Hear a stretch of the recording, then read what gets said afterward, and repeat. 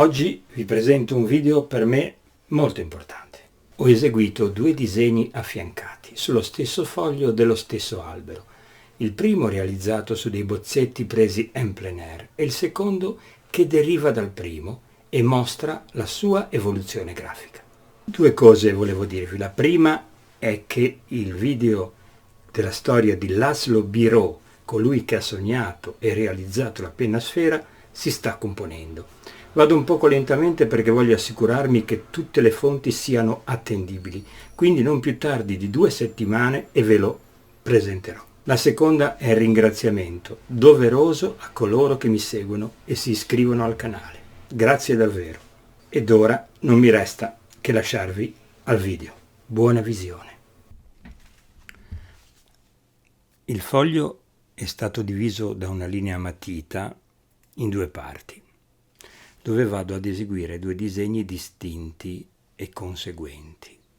Da una parte un disegno che è il risultato dei bozzetti che ho preso nel luogo dove ho scelto il soggetto, e dall'altra un altro disegno che testimonierà come per me esso sia una ricerca archeologica dentro gli strati della mia storia, soprattutto ed evidentemente della mia storia artistica. Una ricerca che mi aiuta ad entrare nella mia percezione del mondo, delle cose che mi stanno intorno e della sistematica revisione che faccio di esse e del modo in cui le analizzo attraverso lo smembramento grafico e la ricostruzione grafica. Questo modus operandi del mio occhio viene testimoniato con l'aiuto della mia mano per mezzo dei segni, siano essi grafici o pittorici, che appaiono sulle superfici.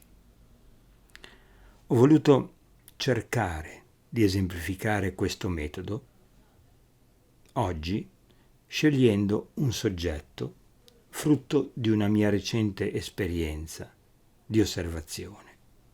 In questo agosto 2021, in questa estate corta, come mi piace definirla.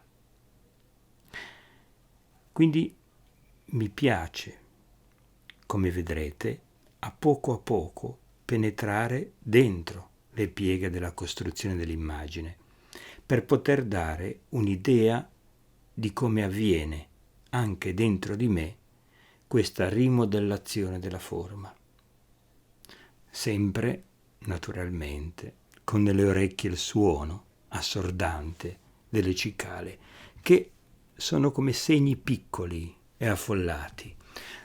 A questo proposito, se vi interessa, nel mio sito potete trovare un disegno che ho fatto poco tempo fa, dal titolo Il canto delle cicale, che esemplifica bene questa mia rappresentazione.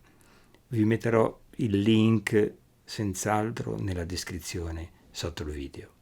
Ritornando a quello che sto rappresentando in questo momento, il soggetto in questione è un albero che osservo e che cerco, prima di tutto, di comprendere nella sua posizione dentro lo spazio e soprattutto dentro lo spazio che io scelgo di delimitare e che sarà l'oggetto che costruirà quello che poi chiameremo disegno.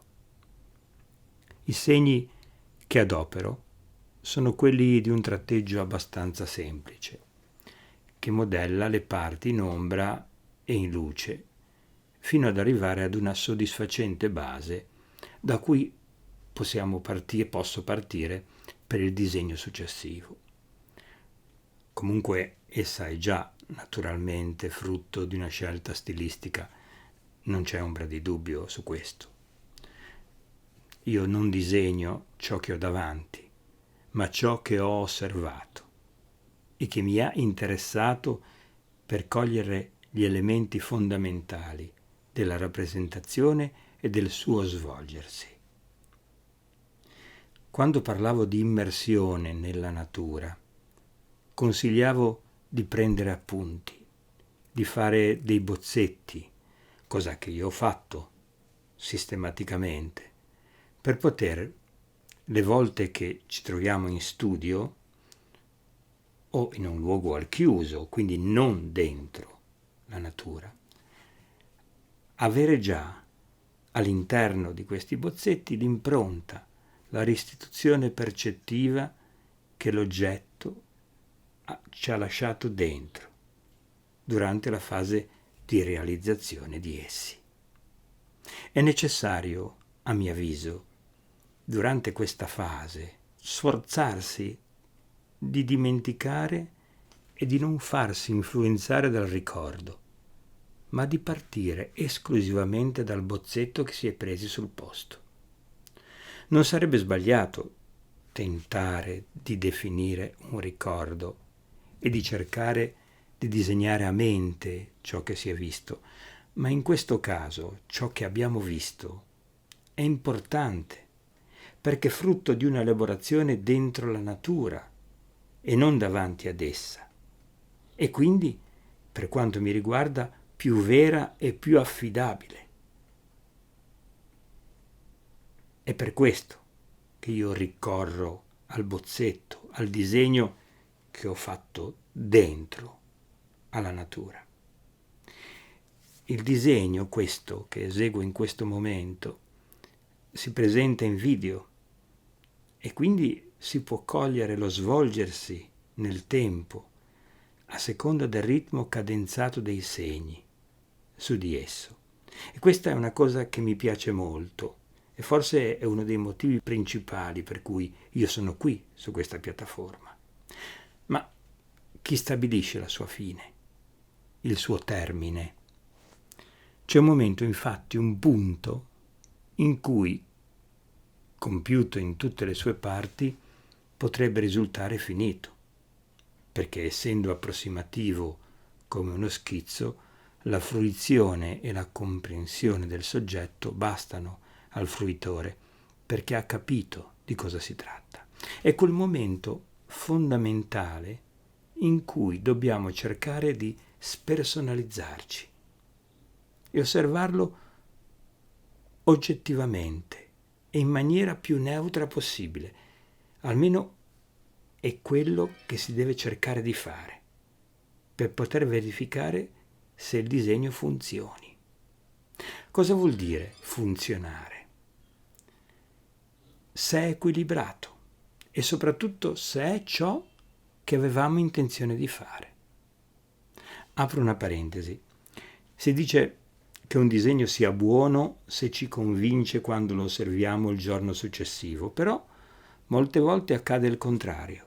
Una mente stanca e affaticata può anche dare un giudizio negativo sul lavoro svolto, mentre invece con sorpresa ci si accorge il giorno successivo, a mente fresca, che non era affatto male il risultato che abbiamo ottenuto, per cui un accorgimento, invece, che suggerisco io, è quello di osservarlo allo specchio, anche subito.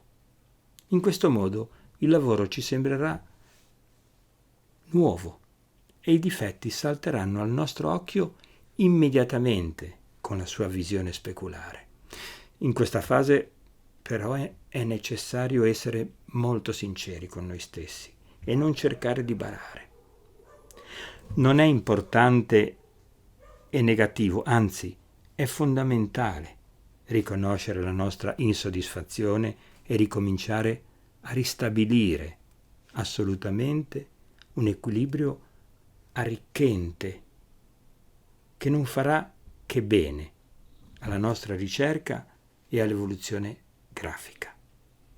Ritornando a questo lavoro, mi interessava riuscire a far stabilire un dialogo fra le parti più profonde e materiche del suolo con le parti quasi più effimere delle foglie nel sole, in cima alla pianta. I segni mi aiutano a districarmi fra queste due soluzioni e preparano il disegno a ciò che sarà l'esperienza sul disegno successivo, che andrà più in profondità e si prenderà carico di una esplorazione dell'oggetto che si avvicina di più alla mia riflessione sulla natura e sulla sua forma. Gli spunti che ci offre la natura sono veramente straordinari e se noi ci immergiamo dentro di essa anche solo una passeggiata in un campo e esploriamo con lo sguardo intorno, vediamo che i motivi, che sono le parti di natura, i centimetri di natura che noi potremo trasferire sul foglio sono veramente tantissimi e in quella particolare visione che noi abbiamo parziale possiamo starci sopra, come diceva Cézanne, sopra il motivo tantissimo tempo, quasi tutta la vita. Praticamente potremo sviluppare una nostra ricerca solo guardando un oggetto e praticamente riprendendo e sviscerando e esplorando quell'oggetto per tutta la nostra vita artistica. E non è una cosa detta così o campata per aria, ci sono moltissimi esempi di pittori che hanno perseguito questa strada in maniera tenace. Uno fra tutti che mi viene in mente è Giorgio Morandi. D'altra parte io stesso continuo ad accanirmi piacevolmente con le nuvole. Nel secondo disegno e per quanto riguarda il secondo disegno mi accade di non saper trovare le parole per descriverlo, o meglio per racchiudere ciò che il segno può dire con la sua rappresentazione. Un albero, ma che perde la sua dimensione di affezione e di rispondenza e si mette a disposizione di colui che lo smonta e rimonta.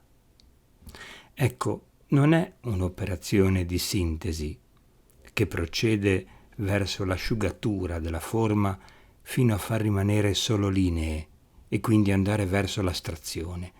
Tutt'altro. Se è disegnato in maniera meno ricca, è solo un caso o un'occasione di quel momento. Qui c'è una volontà di ricostruire attraverso il segno una dimensione che riporti al frammento e allo sviluppo della comprensione della nascita della percezione. Ciò che ci rimane o si moltiplica con l'avvilupparsi dei segni e con la cura che si ha del segno, che non è più al servizio, ma che diventa un luogo preciso dove identificare l'opera in tutte le sue parti, ciò che ci rimane o si moltiplica è quello che noi vediamo e non è altro il significato di ciò che vediamo, senza nessun'altra sovrastruttura, almeno per quel che mi riguarda. È sempre un albero, ma un albero costruito attraverso la percezione e la scelta del segno di mostrarsi, ora più scuro, ora più chiaro, non a seconda della corrispondenza con il reale, con quel reale. Io voglio disegnare e segnare sulla carta tutta l'esperienza della visione che mi fa amplificare e mettere in risalto alcune parti e cancellarne altre. Una lente di ingrandimento della mia sensibilità. È stato necessario, a mio avviso, proporre questo lavoro in queste due fasi, perché mi dà l'occasione per rimarcare il confine labile e però strutturato che esiste fra la rappresentazione e l'opera d'arte.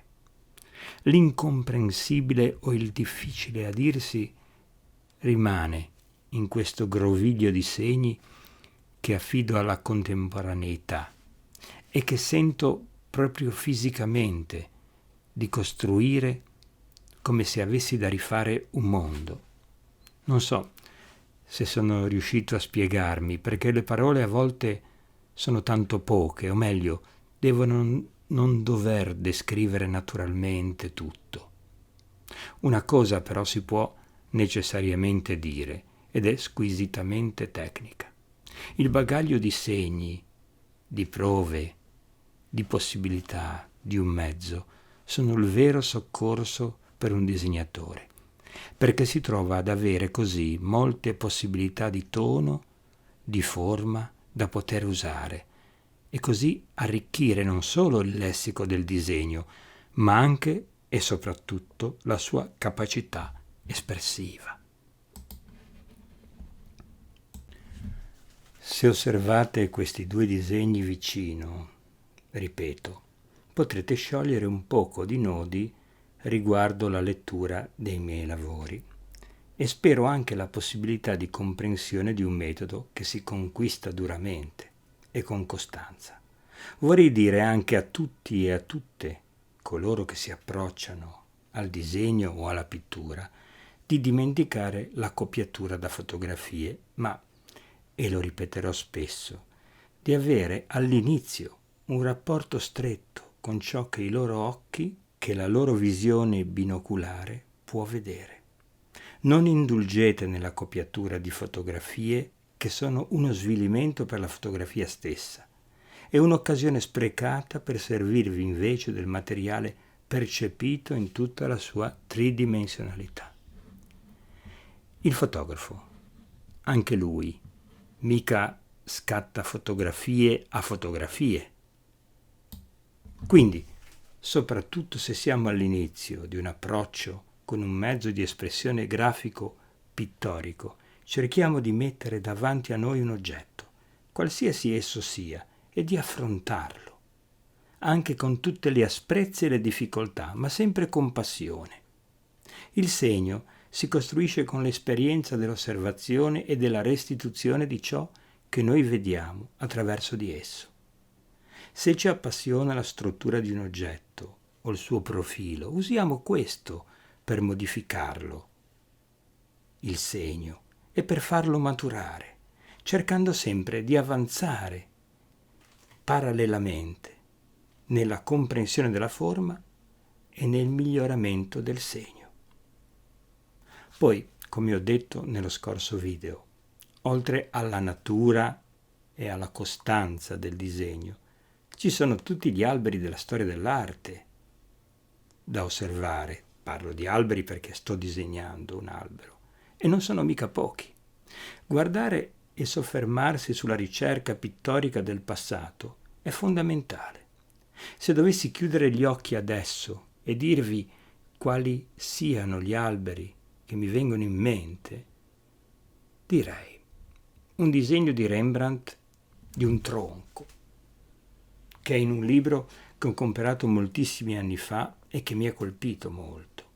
Le piante e le fronde che stanno dietro all'angelo nell'Annunciazione di Leonardo da Vinci, e gli alberi in un dipinto di Constable, che è la cattedrale di Salisbury vista dalla camera del vescovo.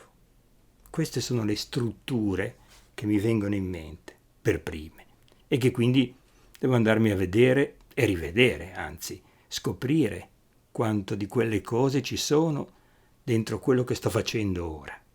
Sarà la prima cosa che farò dopo aver fatto questo video, e poi scriverò il risultato di questa indagine nei commenti, senz'altro. L'albero come oggetto della rappresentazione, che diventa segno, e quindi il segno diventa l'oggetto stesso e il principale attore della rappresentazione. Questo albero si mostra perciò che la mia percezione lo ha cavato dal mio sguardo e la mia mano, con l'aiuto del pensiero, lo ha messo sulla carta. Mi restituisce un pensiero sulla natura, una riflessione sulla forma e su ciò che della forma rimane dentro di me. Il video sta terminando e non voglio mancare di ringraziare davvero coloro che si sono iscritte e iscritti al mio canale e coloro che seguono il mio canale. Davvero un ringraziamento doveroso. Quindi non mi resta che augurarvi una buona giornata, sperando che il video sia stato interessante e formativo e ricco di spunti, e un arrivederci a martedì prossimo. Buona serata.